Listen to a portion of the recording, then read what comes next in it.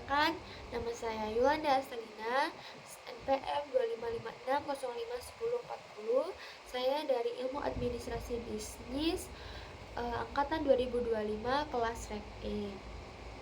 Di sini saya akan menjawab pertanyaan-pertanyaan dan juga menjelaskan materi yang telah disampaikan oleh dosen pengampu pada materi Ilmu Ekonomi Bisnis, yaitu Bapak Muhammad Iqbal Harori, SAB, MSI. Pertanyaan yang pertama yaitu tentang pentingnya mempelajari ilmu ekonomi dan ilmu ekonomi. Ilmu ekonomi merupakan ilmu yang mempelajari bagaimana tingkah laku manusia dalam memanfaatkan sumber daya alam yang terbatas dalam memenuhi kebutuhannya. Nah, di sini ilmu ekonomi juga berperan penting untuk membuat manusia atau kita ini dalam memprediksi kemungkinan permasalahan ekonomi yang terjadi pada masa depan. Oleh karena itu, ilmu ekonomi ini dapat berperan sebagai suatu landasan strategi untuk kita sebagai manusia itu lakukan, seperti misalnya strategi kebijakan harga, strategi kebijakan pasar, dan juga mungkin strategi dari sumber daya alamnya itu sendiri.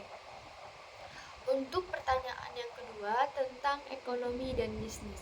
Ekonomi dan bisnis merupakan kajian bidang ilmu ekonomi terapan yang mempelajari analisis bisnis yang berdasarkan ilmu ekonomi, teori ilmu ekonomi, dan juga metode kuantitatif.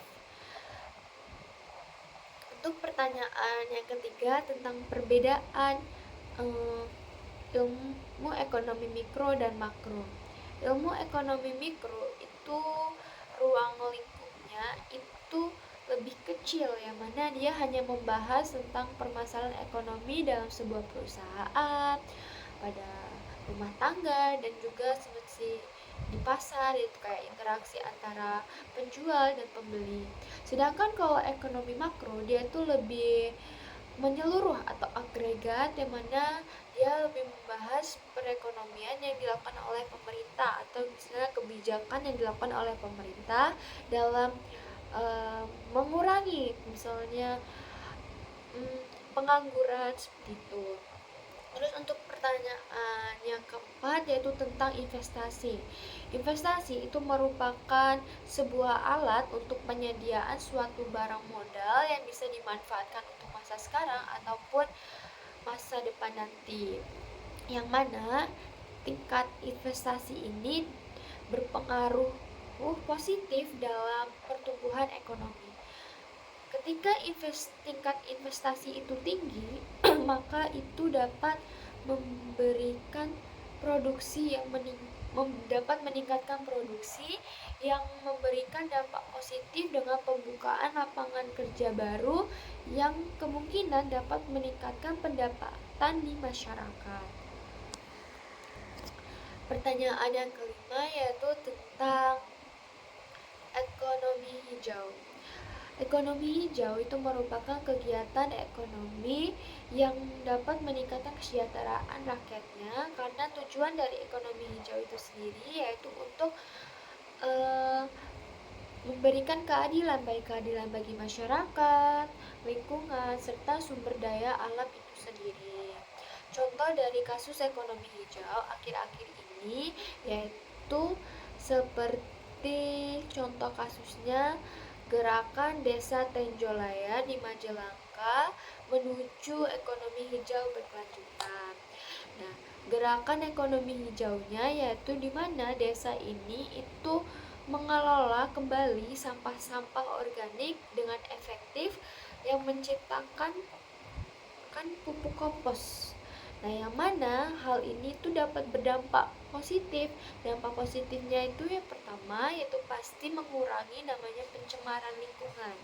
Tidak hanya itu saja, yaitu hal ini juga dapat memberikan dampak positif bagi masyarakatnya gitu, yaitu kayak dia ini bisa memberikan pendapatan atau bagi masyarakat yang nantinya dapat memanfaatkan pupuk kompos ini dalam hal dijual belikan gitu, itu pasti kan dapat memungkinkan pendapatan itu sendiri masuk ke masyarakat mereka gitu.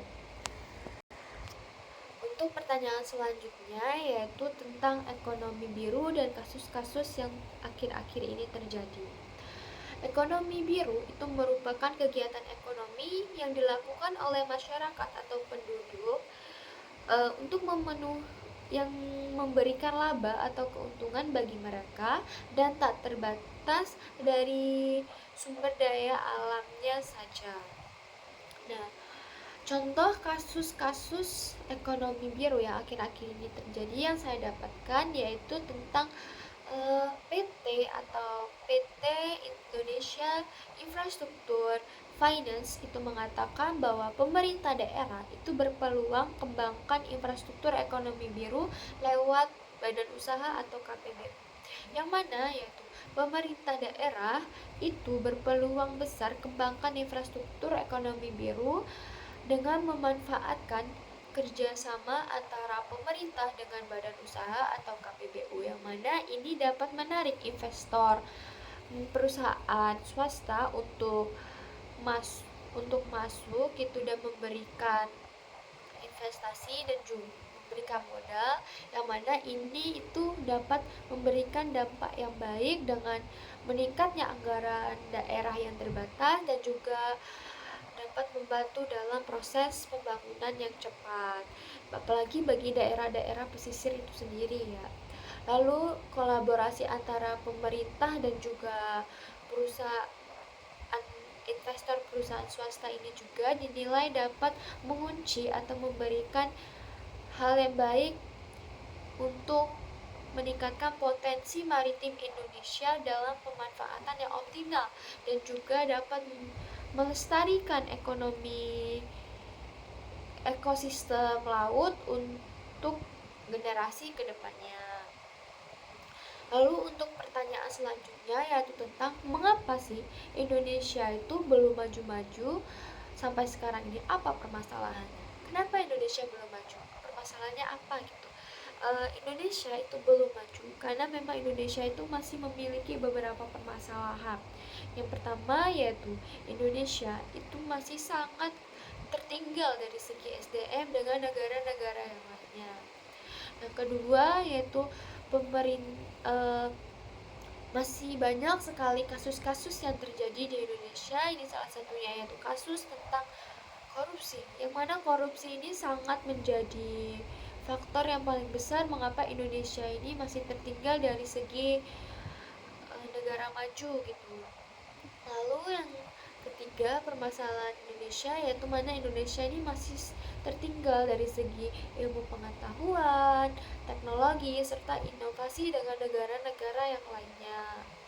Untuk pertanyaan selanjutnya yaitu tentang mengapa Provinsi Lampung itu masih menjadi daerah termiskin, apa permasalahannya, apa yang terjadi.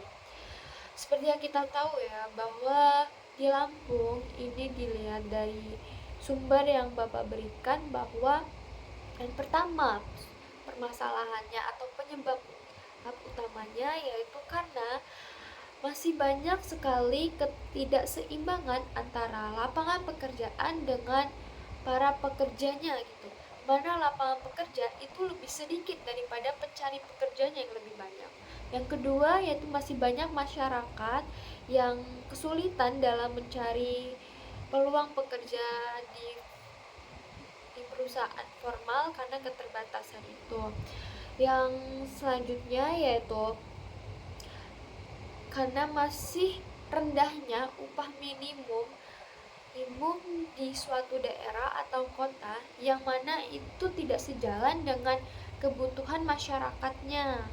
Lalu juga yaitu permasalahan tentang dimana ketidakseimbangan juga yaitu dari mana tidak kesesuaian, maksudnya yaitu mana jenis lapangan pekerjaan dengan potensi keunggulan daerahnya itu juga itu berpengaruh. Lalu untuk pertanyaan selanjutnya yaitu tentang daerah saya. saya itu tinggal di daerah pesisir barat, di mana daerah pesisir barat itu merupakan daerah termiskin ketiga dan juga daerah yang tidak dapat bersaing dengan daerah yang lainnya atau terlambat bersaing gitu. Kenapa? Karena yang pertama, daerah pesisir barat itu merupakan daerah otonomi baru, yang mana daerah otonomi baru yang baru disahkan itu pada tahun 2012 pada zaman Presiden SBY. Dan kita tahu juga bahwa pesisir barat itu merupakan pemekaran dari daerah Lampung Barat. Alasan pemekaran itu sendiri karena pesisir barat itu pada saat itu tidak mendapatkan pembangunan yang merata ya. Dan sampai sekarang pun saat ini kemungkinan besar perekonomian pesisir barat itu masih dibilang masih 70% dari yang harusnya 100% gitu ya. Yang tadi permasalahan yang pertama, pesisir barat itu masih menjadi daerah otonomi baru. Yang kedua, kemungkinan dari pemerintah daerahnya. Kalau saya lihat dari pemerintah daerah saya sendiri, yaitu mereka itu belum bisa memaksimalkan perekonomian yang mungkin dapat dihasilkan dari segi memanfaatkan para wisatanya ya. Maksudnya ke para wisata laut ini itu kan itu bisa menjadi salah satu hal yang bisa menjadi pemasukan ekonomi. Namun pemerintah daerahnya tuh belum bisa mengelola gitu bagaimana caranya ekonomi atau para wisata yang ada di pesisir barat ini bisa dikelola untuk dihasilkan menjadi penghasilan ekonomi. Oke, untuk soal yang kedua yaitu tentang menjelaskan materi yang sudah Bapak sampaikan. Untuk pertemuan yang pertama itu Bapak hanya menyampaikan tentang orientasi perkenalan dan juga menjelaskan juga bahwa kita sebagai mahasiswa itu sudah tidak belajar tentang teori ekonomi saja, tapi kita juga harus melihat dari segi sekarang ini, dari aspek teori ekonominya gitu. Terus untuk pertemuan yang kedua, yaitu Bapak menjelaskan tentang kasus-kasus atau kasus-kasus dan berdiskusi. Salah satunya yang saya ingat yaitu kasus tentang bagaimana terancamnya nilai rupiah itu ketika dolar itu naik.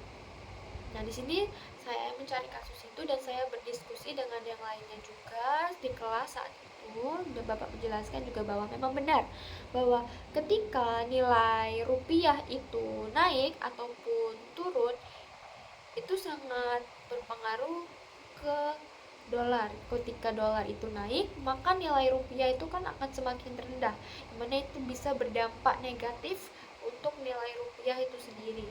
Yang mana bagi negara kita yaitu ketika nilai dolar itu naik, yang mana tadinya hutang negara itu sedikit, itu bisa meningkat gitu. Nah, kalau semisal nilai dolar itu rendah, otomatis bahwa rupiah ini akan berdampak positifnya, yang mana dari segi investor itu pasti akan mau gitu bekerja sama dengan negara kita ataupun perusahaan-perusahaan yang ada di negara kita karena nilai rupiah yang meningkat gitu. Terus untuk pertemuan ketiga itu tidak ada karena pada saat itu acara diliburkan karena acara makrab. Yang pertemuan keempat yaitu membahas tentang hasil wawancara yang kita lakukan dari kasus yang kita dapat. Pada saat itu yang saya ingat hanya tentang mata di kelompok saya yaitu tentang tambang, kenaikan pajak tambang, yang pada situ Bapak juga menjawab memang ketika perusahaan tambang itu memang perusahaan yang mana penghasilannya itu pasti untuk negara sebagian besarnya, yang mana juga ketika pajak tambang itu naik itu otomatis dari segi rekrutmen itu akan dibatasi gitu. Nah, yang mana juga investor itu pasti akan jarang melirik dari segi investor ini, perusahaan ini sangat jarang dilirik oleh investor dari perusahaan swasta itu, karena cara investor perusahaan swasta itu tidak akan tertarik dengan perusahaan yang mana sebagian besar penghasilannya itu pasti untuk pemerintah gitu. Mereka tidak akan tertarik. Terus untuk pertemuan kelima itu membahas tentang hasil turun lapangan kami semua, yaitu ke UMKM. Nah, saat itu kelompok saya membahas tentang kelompok saya ingat, yaitu tentang UMKM ayam geprek Yasaka, yang mana pada UMKM ayam geprek Yasaka itu ditemukan permasalahan yang pertama, kemungkinan kalau persaingan itu pasti sering terjadi di UMKM, yang mana itu mungkin dapat diatasi dengan meningkatkan konsistensi dari segi bahan yang berkualitas, dan juga dari segi konsistensi rasa itu juga dapat menjadi solusinya gitu. Ayam geprek Yasaka itu juga merupakan cabang dari PT Indonesia Kuliner, yang mana dia tuh memiliki beberapa cabang ya di Indonesia gitu, tidak hanya di Lampung saja. Terus untuk pertanyaan atau materi selanjutnya pada pertemuan ke-5 itu membahas tentang pada pertemuan ke-6 ini membahas tentang juga kasus-kasus apalagi di Indonesia yang sedang terjadi saat ini, yaitu bencana alam yang terjadi di Sumatera, Aceh, Sumatera Barat, Sumatera Utara, Aceh gitu ya. Kenapa sih bencana ini tidak ditetapkan sebagai kasus internasional? Seperti kita tahu bahwa ketika suatu negara mendapatkan bencana dan ditetapkan menjadi bencana internasional, itu otomatis itu karena pemerintah daerahnya itu sudah tidak bisa mengatasinya kan, yang otomatis pemerintah ini Indonesia atau pusatnya ini harus melakukan pembangunan awal kembali, yaitu untuk menjadi sedia kala, yang mana hal ini pasti kan memberikan atau memungkinkan biaya yang besar gitu. Oleh sebab itulah yang menjadi pertimbangan dari pemerintah.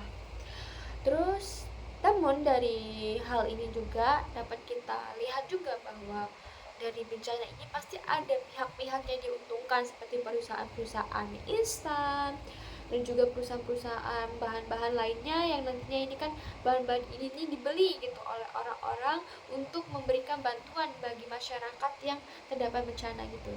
Jadi dari segi negatifnya ada segi positifnya juga dari bencana ini. Namun dibalik itu semua tetap kita harus lebih sadar juga bahwa masalah atau bencana ini terjadi itu karena kurangnya kesadaran dari manusia bahwa pentingnya untuk menjaga lingkungan dan juga sumber daya alam yang ada di negara kita ini dengan memanfaatkannya, yaitu jangan secara serakah gitu, tapi secukupnya saja, karena yang tadi itu karena keserakahan manusia dengan penebangan hutan, dan juga mungkin hutan yang seharusnya hutan itu menjadi penopang ketika adanya hujan malah tidak ada gitu, karena penebangan hutan itu sendiri bahkan untuk perusahaan-perusahaan yang mana itu dihasilkan. Mungkin itu saja, sekian dari saya, terima kasih.